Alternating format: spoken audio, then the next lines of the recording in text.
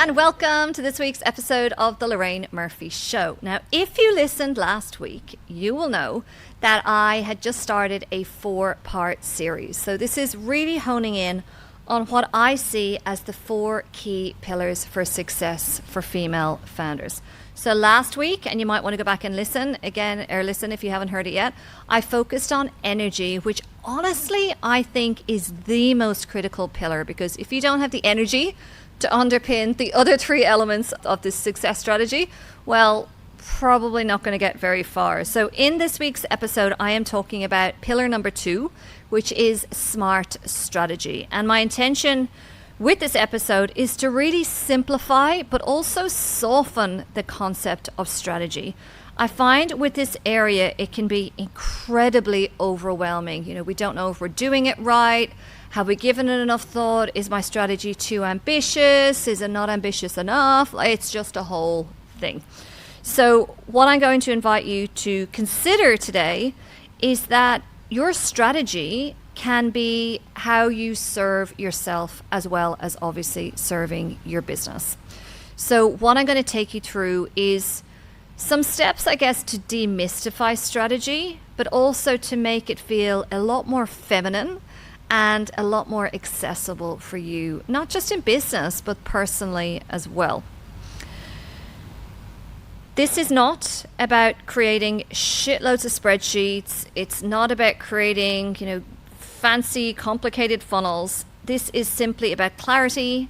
It's about intention, and it's about creating a business that really works for you as the founder. So let's just simplify the shit out of strategy. I should have called it simplify the shit out of strategy rather than smart strategy for this episode. So let's start with what strategy actually means. I actually find starting from this space is really, really helpful. And I find it's a really helpful check-in for me, when I'm working on strategy within my business or personally, is to, okay, if I'm getting myself overwhelmed, it's okay, let's come back to this. So strategy, 3 simple steps. First of all, you want to be clear on where are you now, getting a really good audit, a really good assessment of where things are at right now. The second thing we want to understand is where you want to be, whether it's with your health, with your business, with your finances. Where do you want to be? What's that point B that you're looking for here? And then the third thing we want to think about is how do you get from point A, i.e. where you are now, to point B? And that's your strategy. Filling in that gap between point A and point B is your strategy. It's that simple. We don't need any jargon. We don't need any MBA. We don't need any complex systems. That's it. You need to think about those three different points: where you are now, where you want to be, and how you get from A to B. Strategy, I think, can be quite a traditional space. It can be seen as quite masculine, quite old school, potentially even maybe a bit military if we think about like military strategy. And I find that traditional strategy, so to speak, doesn't work super well for a lot of women. And I'll give you some reasons for that. What often happens is that women get overwhelmed with strategy. And it's not because they're not super smart. It's not because they're not super capable. But they almost like the hallmarks of traditional strategy, it's not built with a female founder in mind. So let me explain what I mean. What I will often see women experiencing is that they have lots of goals, but not necessarily a clear plan to get there. They will feel pulled in a dozen different directions every week, which is another symptom of, having that strategy overwhelm. They might be chasing short-term wins, but they don't quite know where it's all heading. It's like, yay, we just won this new client, or we've landed this new revenue stream, or I've hired 2 new team members, but not so clear, okay, what's that all laddering up to? What's that point B where you actually want to get to?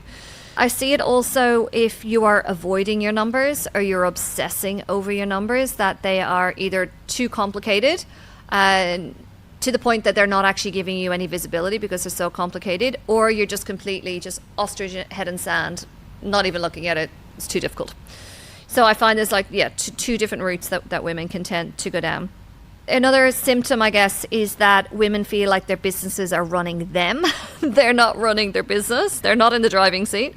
And also that they feel like they're doing a lot, but not really seeing any major momentum or major growth. They kind of get to the end of the day and go, I don't understand. I ticked off my entire to-do list. I've been busy all day. I'm putting in, 12-hour days, 6 days a week, but I don't feel like I have anything to show for it. I think that's a really good sign that, some strategy action would be helpful for you right now. So if we think about the traditional lens of strategy, it's a very yang energy. So it's pushing, it's performing, it's pressure, it's, we need to prove yourself and make shit happen. It's very, like we're pushing the world along and pushing ourselves along as well. How I like to think about it, and within my elevated strategy method approach, it's an approach that honors the feminine energy. So it's cyclical, it's intuitive, it's visionary, it's soft. That's not to say it's not efficient, yeah? So we can be all of those things and have a really efficient strategy as well. So what I like to see it as, it's that we've got that blend of the masculine push, push, push energy. We've got the soft, flowing, feminine energy. What if your strategy approach enabled you to harness the power of both the masculine and of the feminine and bring those together? That's what I've created with my elevated strategy method. And that's the approach that I take my mentees, my Bold Darling Mastermind members through as well. It's a way that almost you get to be creative and intuitive and lean into the things that really excite you, whether it's business or personal. And then the structure of the strategy and the process is that solid infrastructure that holds all that feminine space for you. So it's this really beautiful marriage of that yang masculine energy with that yin feminine energy. It's incredibly powerful. So if we think about it, the plan and the strategy that you build is that structure. Your ideas, your vision is the feminine, it's that flow.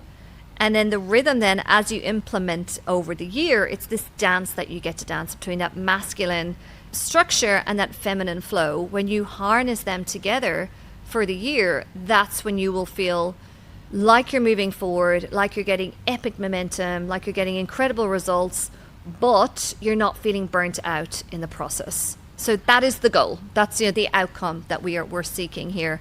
And when we talk about this idea of elevated and smart strategy as well.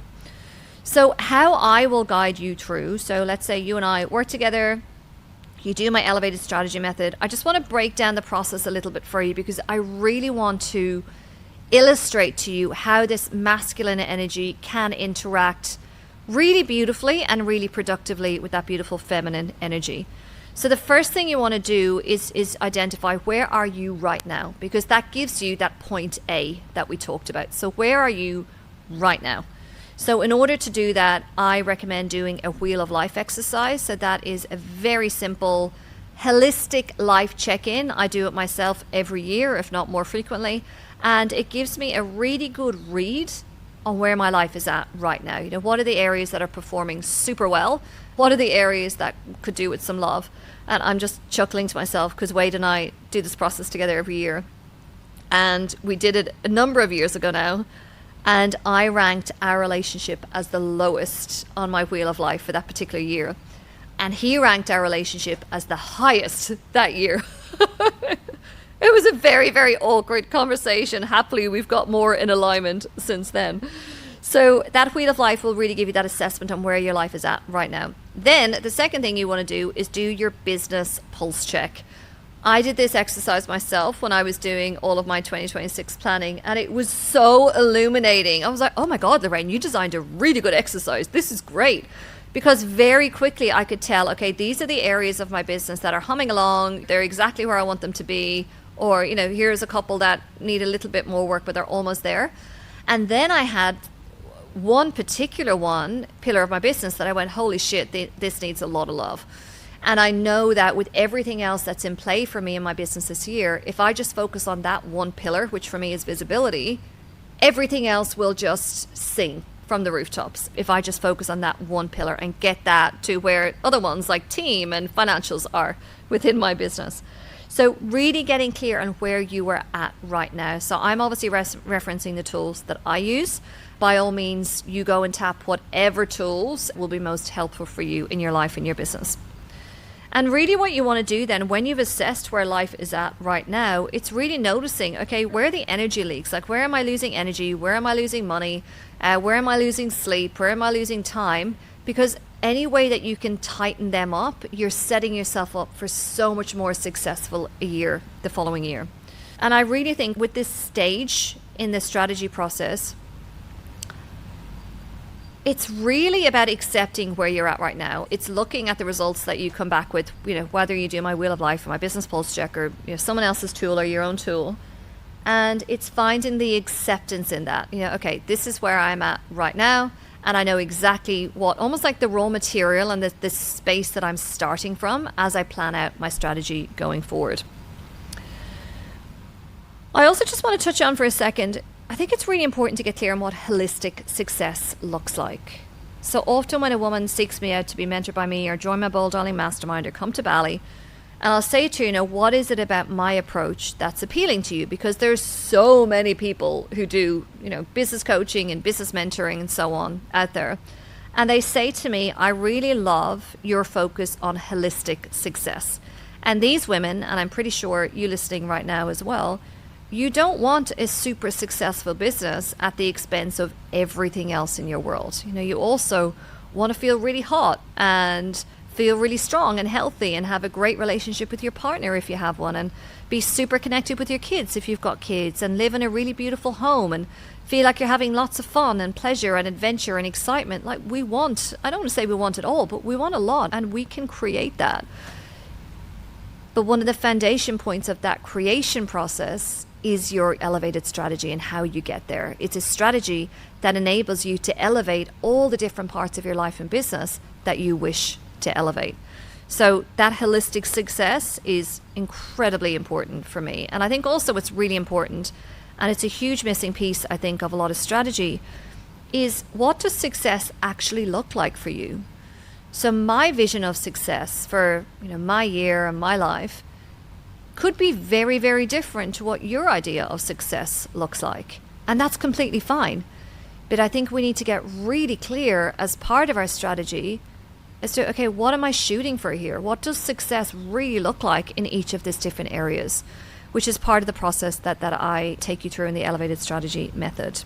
And then you want to map your plan. So specifically on business planning, you want to map out your plan. So there's 6 core pillars that I will map out a strategy with. So if I've got a mentee doing a whiteboard session with me at one of my private members clubs in Sydney, or if it's through the Elevated Strategy method, or I'm focusing on my own business strategy for the year, these are the 6 different pillars that I will focus on. So the first one is commercials. So what kind of money are you making? What kind of money are you holding on to? What are you paying yourself? What kind of profitability you're running at? What are your wealth building plans beyond your business? So yeah, it's all fine unlocking great salary for yourself and profit for yourself, but yeah, where is that? What are you building from that point? So the commercials, really, really key. The second one is your role as a founder. So what is the role that you actually want to be in within your own business that would enable you to feel that sense of you're doing stuff that you really enjoy, that's really for the best benefit of the business, that you are working the hours that you want to work, that you are having the time off that you want to have, that when you look at your to-do list each day, it's an exciting to-do list. Like, it's stuff you really want to be doing, rather than stuff that you look at and go, oh my God, I've got to do this shit again today. That's not where we want to be.